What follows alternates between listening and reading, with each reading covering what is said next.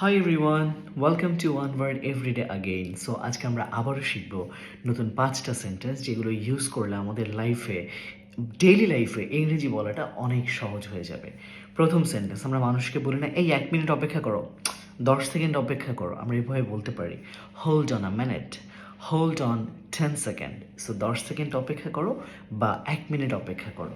2 নম্বর সেন্টেন্সটি হচ্ছে I can't believe it, আমরা অনেক সময় বললাম আমি এটা বিশ্বাস করতে পারছি না।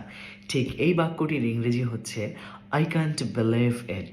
অথবা ধরুন আপনি একটি প্রোডাক্ট কিনতে গিয়েছেন, প্রোডাক্টটি খুব দামি, আপনি বলতে পারেন it is so expensive, it is so expensive, এটা প্রচণ্ড দামি, এটা এটা অনেক দামি।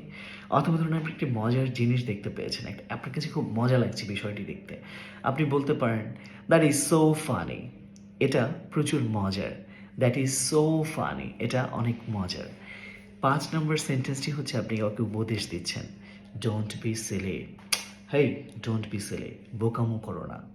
অনেক সময় আমরা অনেক বোকামি করি না, আপনি আপনার বড় ভাই হিসেবে বা ছোট ভাই হিসেবে আপনি মানুষকে উপদেশ দিতে পারেন বা সাজেস্ট করতে পারেন, ডোন্ট বি সিলি, অর্থাৎ বোকামি করো না। সো এরকমভাবে নতুন নতুন ওয়ার্ড অ্যান্ড সেন্টেন্স শিখতে ওয়ান ওয়ার্ড এভরিডে সাথেই থাকুন। দেখা হচ্ছে পরের ভিডিওতে।